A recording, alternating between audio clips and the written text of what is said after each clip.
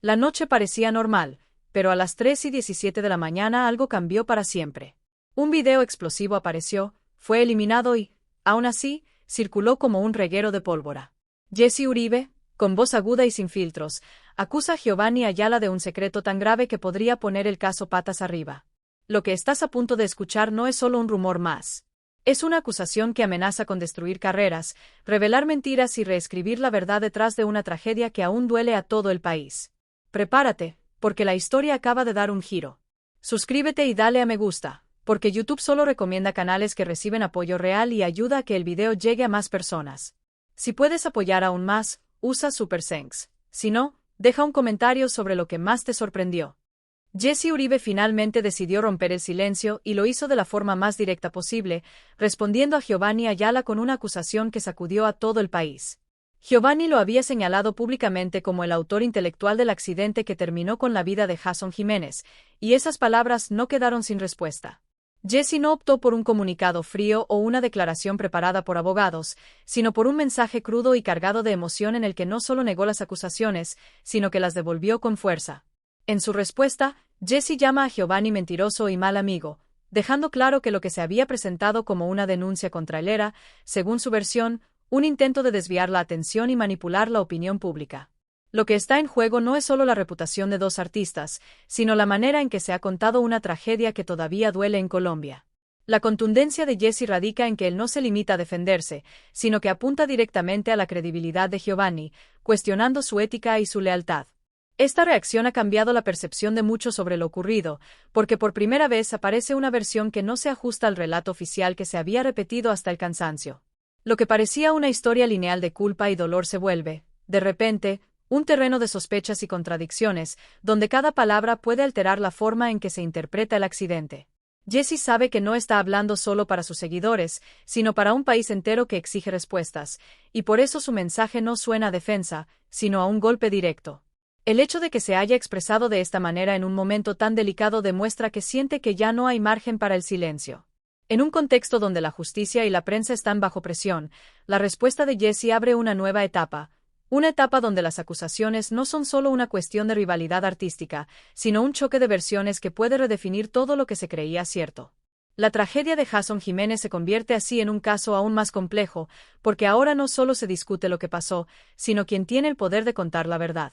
Y esa disputa, como todo lo que rodea a la música popular, se vive con intensidad, con lealtades divididas y con un público que ya no sabe en quién confiar.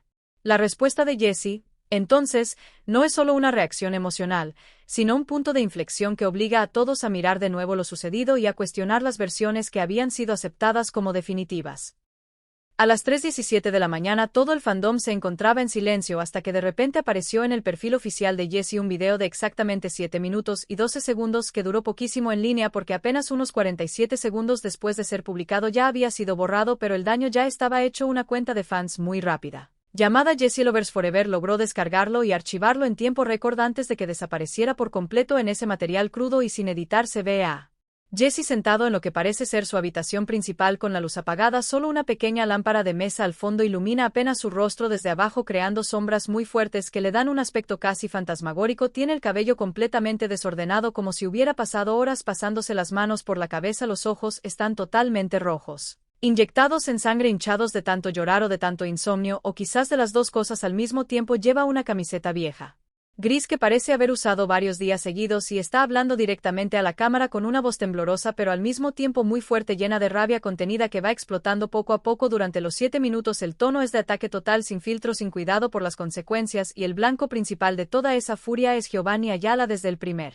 segundo ya empieza mencionándolo por su nombre completo varias veces con un desprecio que se siente en cada sílaba. Dice cosas como que Giovanni es un traidor, un manipulador, un falso que solo sabe usar a las personas para subir y luego desecharlas cuando ya no le sirven. Cuenta detalles muy específicos sobre situaciones privadas, conversaciones por mensaje que supuestamente ocurrieron meses atrás, y hasta menciona fechas exactas como el 14 de agosto del año pasado cuando según él Giovanni le pidió ayuda con algo muy personal y después lo dejó tirado sin siquiera agradecerle. En varios momentos del video Jesse se levanta De la silla camina de un lado a otro de la habitación gesticulando mucho con las manos como si estuviera peleando físicamente con alguien invisible. Grita frases como no voy a seguir callándome por respeto a nadie y ya estoy harto de ser el bueno que siempre traga veneno para que otros brillen más fuerte. En otro fragmento se detiene frente a la cámara, se queda mirando fijamente. Y con voz mucho más baja pero igual de cortante dice que Giovanni sabe perfectamente lo que hizo y que tarde o temprano va a tener que responder por todo el daño que causó a muchas personas. No solo a él, también menciona que tiene pruebas, audios, mensajes, capturas de pantalla y que si lo obligan va a soltar todo sin piedad, aunque en ningún momento del video muestra esas supuestas pruebas, solo las menciona como amenaza. Varias veces se limpia los ojos con la manga porque parece que está llorando, pero la rabia no lo deja derrumbarse del todo y sigue hablando cada vez más rápido, casi sin respirar. Respiraciones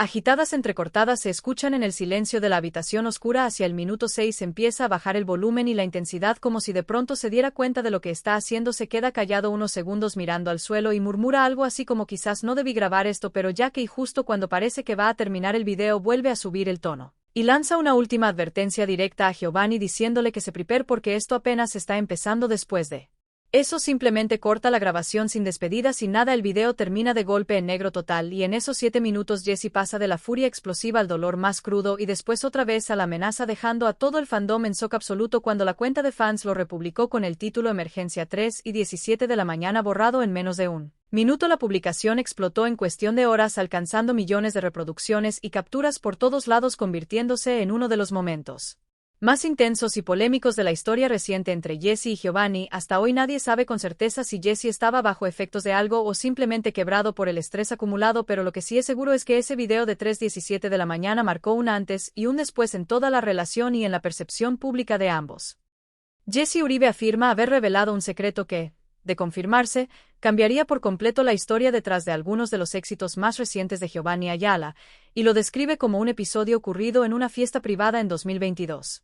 Según la versión de Jesse, había un ambiente relajado y de confianza entre los presentes, y en medio del alboroto y el caos típicos de un evento de este tipo, supuestamente le robaron sin autorización una libreta a Jason Jiménez.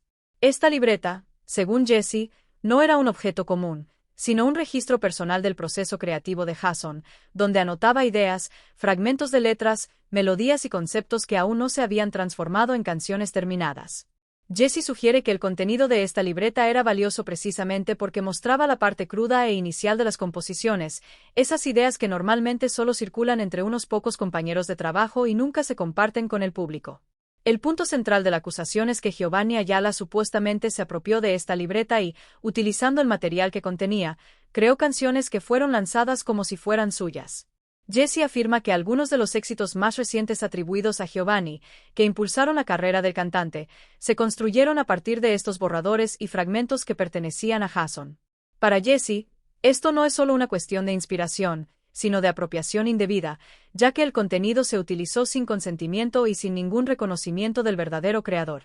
Describe la situación como una profunda injusticia, ya que la obra de Jason se transformó en un éxito comercial para alguien más, mientras que la memoria del artista, que ya no está presente para reclamar sus derechos, se vuelve aún más vulnerable a este tipo de apropiación. Jesse también señala que, de verificarse esta narrativa, se explicaría por qué algunas de las canciones de Giovanni surgieron tan repentinamente y con una calidad que, según él, no coincide con el estilo y la producción que Giovanni había presentado anteriormente. Argumenta que el salto en la carrera del cantante se sustentó en material que no era originalmente suyo, lo que cambiaría la percepción del público sobre el mérito de esos éxitos. La acusación cobra fuerza porque, según Jesse, el cuaderno contenía no solo letras, sino estructuras completas de canciones, ideas para estribillos e incluso notas sobre melodías que aún estaban en proceso. Esto agravaría aún más la apropiación, ya que no se trataría de una inspiración común entre artistas, sino de un uso directo de contenido que Jason ya estaba desarrollando. Además, Jesse sugiere que el hecho de que el material se tomara durante un momento de distracción, en una fiesta, refuerza la idea de que fue una acción deliberada, aprovechando la vulnerabilidad del entorno y la confianza entre los presentes.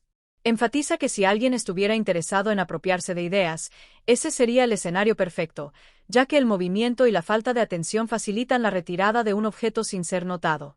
Lo que Jesse pretende transmitir con esta revelación es que la historia detrás de ciertos éxitos musicales puede ser mucho más compleja de lo que parece, y que el público no siempre tiene acceso a la verdad sobre el origen de una composición. Deja claro que, para él, Lo ocurrido con Jason va más allá de una tragedia personal, ya que también implica integridad artística y respeto por la obra de un colega.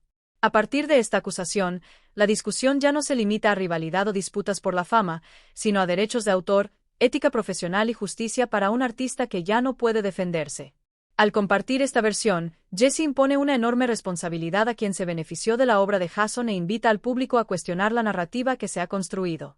También sugiere que si este folleto está en posesión de otra persona, esto podría explicar por qué ciertas letras e ideas parecen tan similares al estilo de Jason, ya que, de hecho, provendrían de una grabación original del propio artista.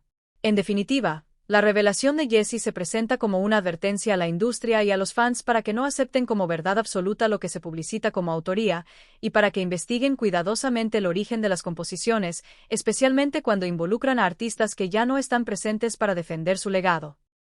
Jesse Uribe argumenta que detrás del conflicto que ha azotado a la industria musical se esconde un motivo mucho más oscuro que la rivalidad artística, señalando una situación financiera y personal que, según él, puso a Giovanni Ayala en una situación desesperada. Jesse afirma que Giovanni estaba involucrado en un esquema de préstamos goteo-goteo, un tipo de crédito informal a menudo asociado con tasas de interés exorbitantes y prácticas de cobro agresivas, y que también tenía deudas relacionadas con el juego.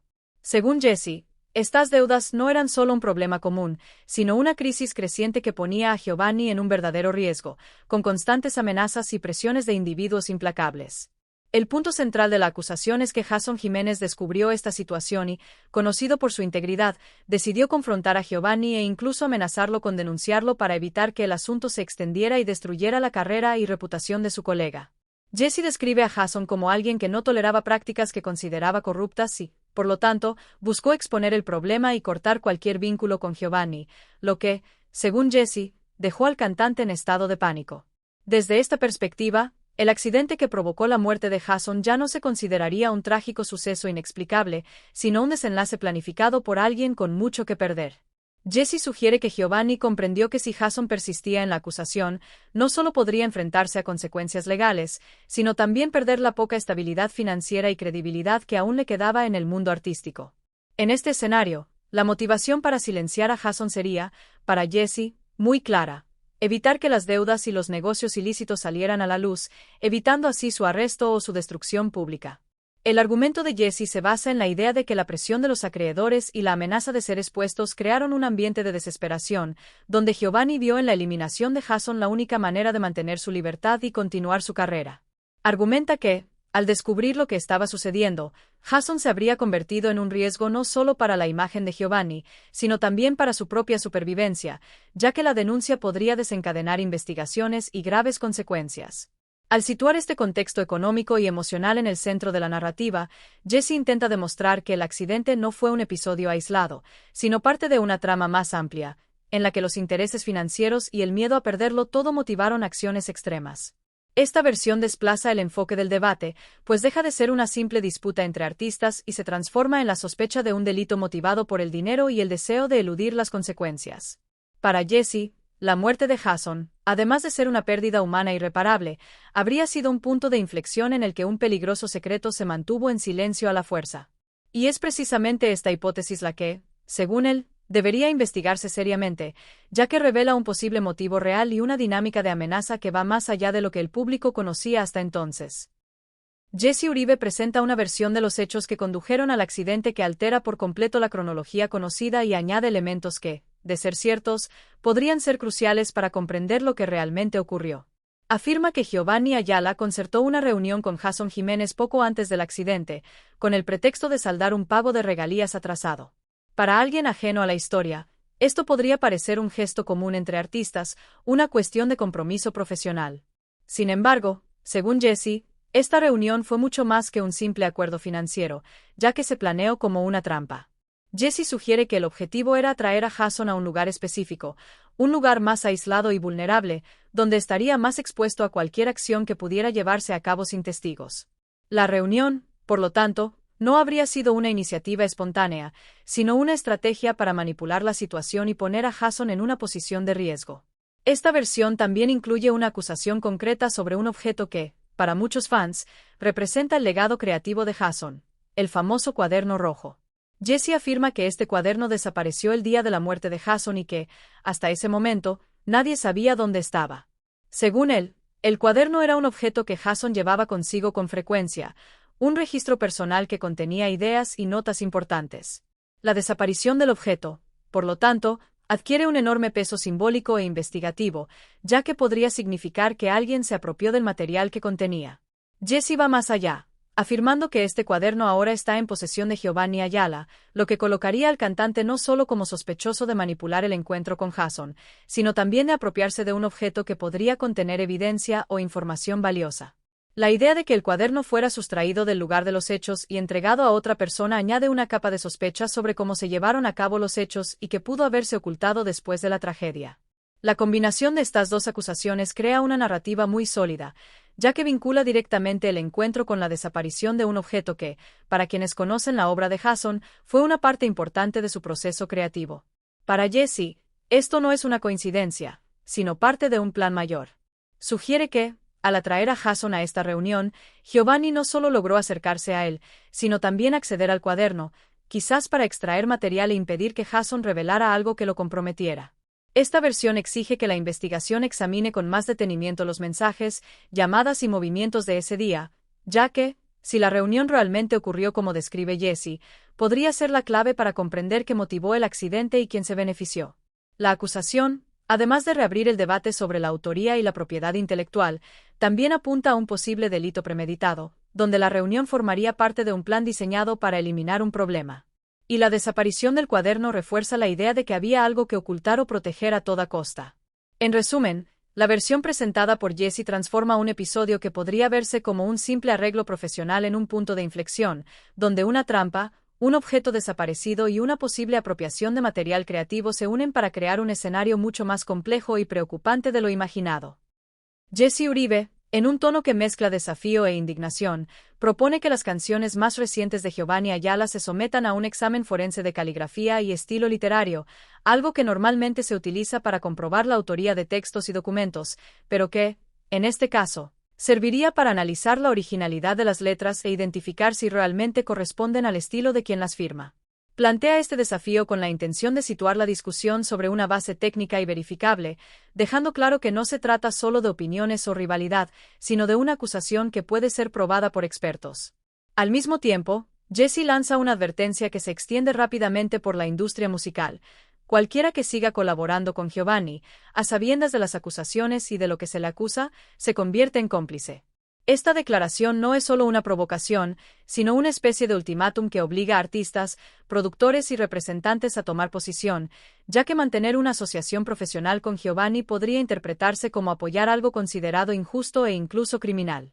La reacción a este video fue inmediata e intensa, ya que no solo pone a Giovanni en una situación delicada, sino que también crea un clima de miedo y desconfianza dentro de la industria.